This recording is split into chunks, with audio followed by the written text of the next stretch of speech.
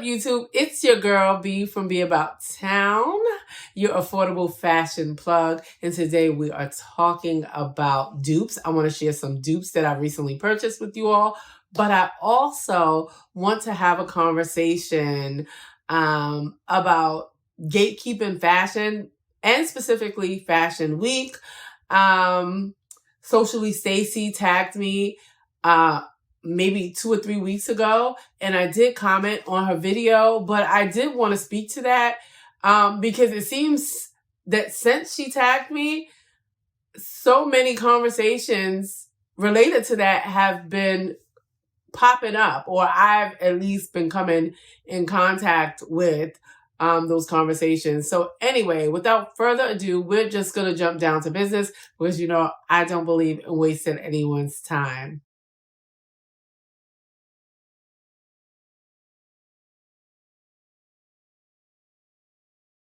I'm going to try to make this as short and clear and concise as I possibly can, because there's a lot of thoughts in my mind and I haven't had the time to kind of like hash them out and maybe come up with a clear way to say it than I am now. So forgive me. I'm going to do my best not to ramble. So after Stacy made her video, you know, I did comment on it, but I did have some thoughts because so many people have been talking about it, or at least so many people I've noticed after Stacy made her video have been talking about Fashion Week and influencers accessing Fashion Week.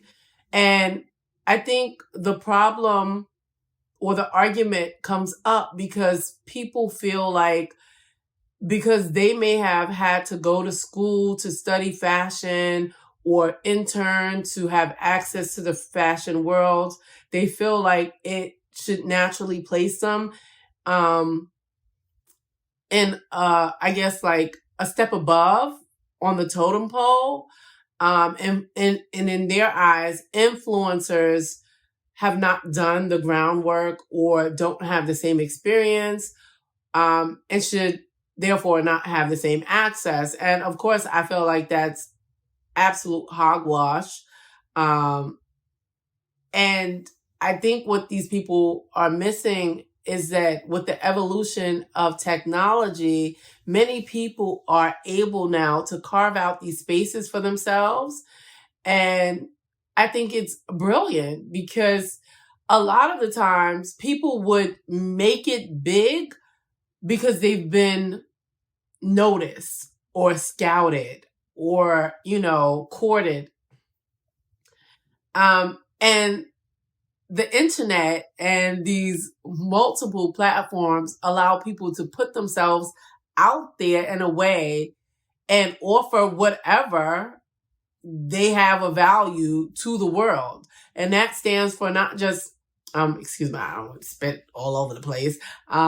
That stands for not just influencers, but people that are photographers that have not studied photography, painters, sculptors that have not gone to school and studied the art in that way, but are still brilliant writers, for example. Like, you can trace every career path, right? Say for like being a surgeon or an attorney or an educator, right? You just can't say, hey, I want to teach and go into a school and start teaching without certification. However, even in those careers, they have carved out these fast track, for lack of better words, programs to get people that are skillful, brilliant, talented there quicker than we have traditionally. And I hope that makes sense. So essentially, I think people are just upset because they are now having to share the space with someone they feel like they should not be on equal footing with. They want to have the access, and it feels like they are special or superior when they are granted access or, you know, not just access, but they're able to hobnob with people, celebrities, for example, or big wigs, and the general public has to watch from the sidelines. You get where I'm going? So that's why people are really butthurt, if you ask me. I mean, essentially, that's what it is. Anything. Like, I think the focus needs to be refocused.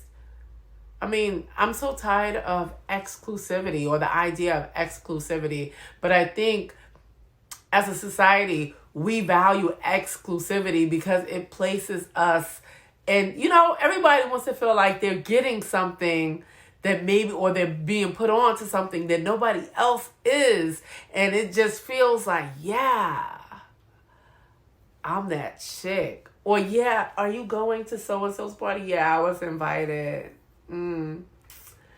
Yeah, it's hard to get tickets. People use that as bragging rights. All right. I want to segue into the second part. And there's a connection, right? And I'm about to start talking about these dupes and sharing them with you. But there is a connection. Let's get down to business. And I'm actually trying to angle the camera this way purposely because head on, child, these cheeks are shaking. I told you guys in my last post on IG that I put on some pounds.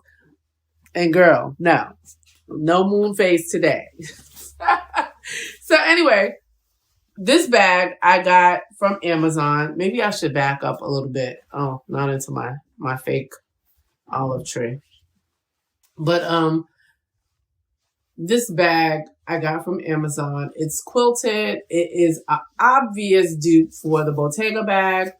I actually saw this on Carolyn Gray's channel and was like, absolutely. And I think it was like $39. I'll have it linked in the description box below in case you care. But quite frankly, I've seen the original.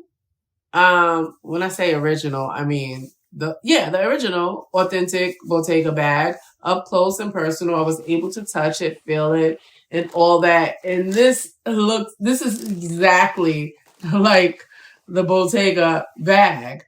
I mean, it's a great dupe. And I just think for what it is, a nylon bag, I can't imagine myself spending $2,300. Now, that's just me because my budget is not going to allow, I don't think I would even try to have it allow to spend $2,300 on a fabric bag. Like, no, thank you. That's not what we're doing over here. So I'm saying all that to say this is an excellent dupe. But I wanted to talk about how people have been, at least in my experience, as of recently, I'm sorry, my hair's getting very like 90s mushroom. I don't know. I'm tired of it. Well, that's because, once you need to relax, it starts poofing and anyhow. But people have been like frowning on dupes, and I've been seeing a lot of videos as of recent where the girls are just like, when it comes to dupes. And I just don't understand it. So I guess I wanted to talk about how this is another, how should I say, area where people are like gatekeeping fashion, because it does again boil down to exclusivity. Having the authentic makes you feel more exclusive, and then it's just like, I can understand that argument against replicas, but dupes, I don't know. But I think for the most part, a lot of these fashion houses really like copy or emulate each other or get inspiration from each other. So you already know, if you've been here before, I love a good dupe. I love designer items too, but I'm here for dupes. Here is the bag you see me holding in the video. I lost the footage, but here it is. This is a dupe for the denim padded cassette. obviously by Bottega. This is not by Bottega, however. This is from Amazon, and I purchased it from the same merchant I got the other bag. So very quickly, I'm going to show you what this looks like. This is the inside of the bag. It's a rather cute bag. It only cost me $15.99. There are two cons, though. The magnetic closure is not as strong as I would like, but it's there. You can feel it pulling, but it's not as strong as I would like. And the strap is not as long as I would like. I think they should have put the notches a little lower. I'm wondering, though, if I'd be able to add another notch. I might be able to, just to adjust it for myself. I think I will be able to. But I think it's rather cute. Let me give you a close-up of the bag so you can see what I'm saying. And just so you know, in case you purchase or you plan on purchasing what the girls call the YSL dupes from Zara, this looks like it's going to be the perfect match because the wash looks identical. I do plan on getting the sandals also. In addition to the Steve Madden sandals that I showed you in this video, I want to get those Zara sandals because I feel like it will be also another match. Okay, so I'm so excited about these dupes because one, although I love Hermes, I don't own anything Hermes. I, like a lot of other people, I don't like the price point. And as I said earlier, I'm okay with purchasing dupes. So I have two dupes by our favorite dupester, Steve Madden. And these are dupes of the Hermes Oran sandals. And I purchased them in denim. I'm going to make sure to pop up a picture of the original, or the original, right? That's a good word to use. And obviously these are my Steve Madden sandals. I think they are such a great dupe. Now, what I've noticed that Steve Madden did is that they've upped their duplication of the sandals, because in earlier Steve Madden sandals that were like, inspired by, they weren't as close as these are. Now, obviously, I think they're trying to shy away slightly, not entirely, because if you look at this is an obvious dupe for the Hermes Oran sandal.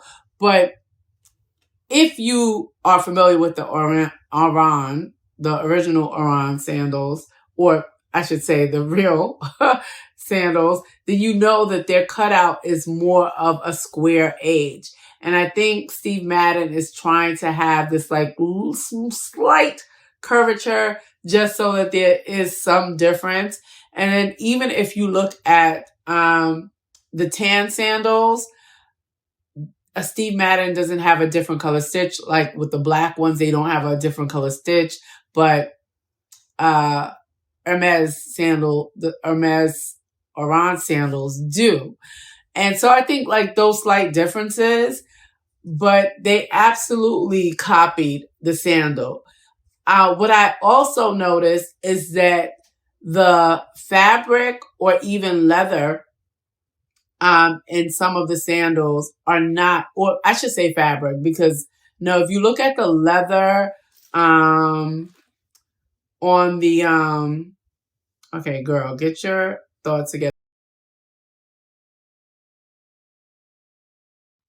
What I'm trying to communicate is that in earlier designs of Steve Madden's dupe of the Oran sandal, the material, the style wasn't as streamlined. These to me make for a better dupe because it's closer to the design of the Oran sandal. And for me, that's the difference between these. It's a better version, I should say. I think even in terms of the fabric or leather used, it's not as thick or chunky, because if you look at the Oran sandals, although the quality of leather is gorgeous and feels gorgeous, it's not like a thick, it's really streamlined, um, and in terms a sleeker look in terms of design. And I think Steve Madden probably just like up their game. Okay, so the second pair of sandals, and these are also by Steve Madden, the same Hayden sandals. Also, very much inspired by a dupe for the Hermes Oran sandal. And I really, really like these. Also, I like the denim ones better, but I really like these also. And I like, again, that this is not as thick to me, and it may not be a big deal to anybody else.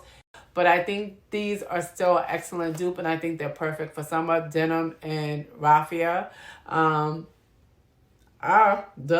a no-brainer. But this young woman did a video, and she was talking about how she had to hide her dupe sandals, which I thought was absolutely, and I'm laughing right now, ridiculous, because I'm like, girl. So apparently she purchased, some Dupe Steve Madden sandals, and she was at the beach with her husband, and they ran into a couple friends and a couple who are friends of theirs, right? A married couple who's friends of theirs. And I guess the wife and husband are really shishi foo-foo. And she was wearing the original or the real authentic Hermes sandals. And she said that her husband told her that she should just like tuck hers under her bag because they were on the beach. And I guess because she didn't have one. But like, is it really that serious? I think that obviously people have to understand not everybody's willing to shell out that much money. And the idea that dupes are, I don't know, there's so many. All right. So at this point, everybody, for the most part, outside of what I feel like is a few brands, like maybe Bottega, everybody, for the most part, is inspired. And even Bottega, right? Like, denim is big now. Bottega has a denim bag, right? J.W. Anderson has a denim bag. Giuseppe has a denim bag. Kurt Geiger has a denim bag. Gucci has a denim bag. So, like, this idea that these things are one luxury brand's intellectual property is absurd. I do understand that people may not be into dupes. They'd rather go spend their money on the luxury item because that's just their thing, right? They don't need to purchase, and they're not interested in purchasing dupes. But I just think that it's problematic to, like, look down on something because it's not like it's the same thing as a replica. We're talking about dupes of something. It's something with a similar style or aesthetic for much less. And that's it. And I really, because honestly, I feel like I have excellent personal style. So I know for certain that I'm going to be able to dress these up in a way that is, given what it needs to be or given, rather. But the idea is just interesting because I feel like, just like the conversation surrounding Fashion Week, fashion itself, fashion in its entirety is to some degree being gatekept, and it's just so nonsensical to me. I just don't understand it. I don't know. What are your thoughts? I want you guys to comment down below and let me know what your thoughts are. Do you agree or disagree? Are you one of the girls that are like, it's poor people?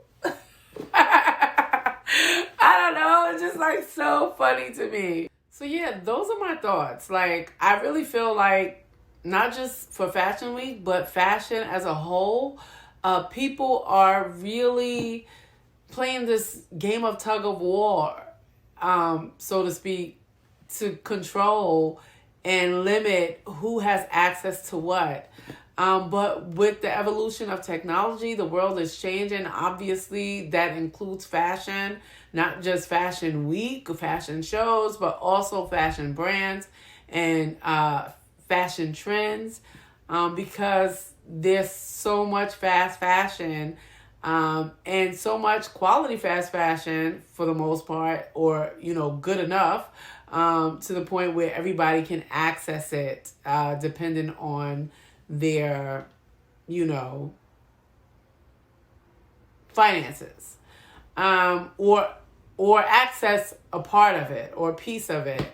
And I think for some people that is where the problem comes in, especially with regard to Fashion Week, because when I think about Fashion Week and these complaints, I can't make any connection. I'm missing the connection with how an influencer being present at Fashion Week is ruining anything or disrupting anyone's experience as a photographer, as a stylist, as a publicist, as a designer, as a journalist.